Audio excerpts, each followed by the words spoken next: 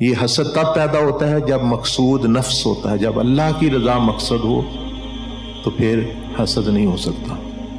کیونکہ اللہ پر کیسے اعتراض کر سکتا ہے بندہ؟ اگر اللہ سے محبت، اللہ سے تعلق ہو تو وہ اس پہ اعتراض ہی پہ آ جائے، نہیں مجھے نہیں، اس کو نہیں ملنا چاہیے، اس کو ملنا چاہیے، یہ پھر وہ اس نے اپنے نفس کو معبود قرار دے دیا، اللہ کو تو معبود نہیں قرار دے دیا۔ اب شیطان کا بھی یہی مسئلہ بلا، وہ کہتا تھا میں روحانی طور پر تو بڑا بلند مقام ہے، اب انتظامی معاملہ آ گیا، اللہ نے فرمایا انتظامی معاملہ زمین کی خلافت وغیرہ کرنی ہے تو میں نے اس بندے کو نہیں میرے حساب سے تو وہ ہونا چاہیے، میرے حساب سے ایسے ہونا چاہیے، میں تو یہ ہوں وہ ہوں، تو یہ چیز ہوتی ہے۔ پھر وہ حسد یعنی بنیادی طور پر آ گیا اللہ پر اعتراض، پھر وہ آہستہ آہستہ آدم علیہ السلام سے ہٹ کے اللہ پر اعتراض آ گیا۔ دیکھیں نا، بات آدم علیہ السلام سے شروع ہوئی، اعتراض کہاں چلا گیا؟ وہ اللہ پاک کی ذات تک چلا گیا، بحث مباحثہ ادھر ہو گیا، اس سے جدا ہو گیا۔ اس لیے یہ بندے بھی اللہ کی رحمت ہے، ان سے جو رولا جو اختلاف ہوتا ہے یہ رحمت، ابھی ان سے اگر آپ نہیں بھی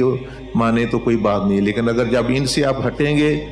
آپ پھر نیک لوگوں کے پاس چلے جائیں گے، اگر آپ کا ذہن اسی طرح کا گندا اور حاسد اور مطلب اس طرح کا ہے، پھر ان سے شروع ہو جائے گا، جب ان سے بھی ہو جائے گا پھر آپ اللہ رسول کے ساتھ وہی تعلق پھر ہو جائے گا۔ تو ذہن کو اور دل کو درست کرنے کی بات ہے، جس کا ذہن اللہ کے نبی علیہ السلام کے ساتھ چلے گا، عام بندے کے ساتھ بھی اس کا ذہن چلے گا، وہ اسی کا نبی علیہ السلام کے ساتھ بھی تعلق ٹھیک ہوگا۔ یہ نہیں ہو سکتا کہ ایک بندے کا عام بندے کے ساتھ تعلق خراب ہے اور وہ کہے کہ میرا نبی علیہ السلام سے بڑا درست ہے، میرا بزرگوں سے بڑا درست ہے، میرا پیر صاحب سے بڑا درست ہے، ایسا نہیں ہو سکتا۔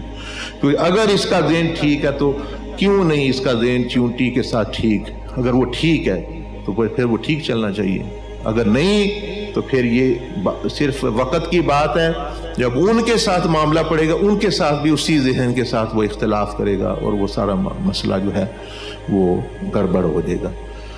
تو یہ ساری چیزیں جو ہے بندے کو جو ہے وہ ذہن میں جو ہے وہ رکھنی چاہیے۔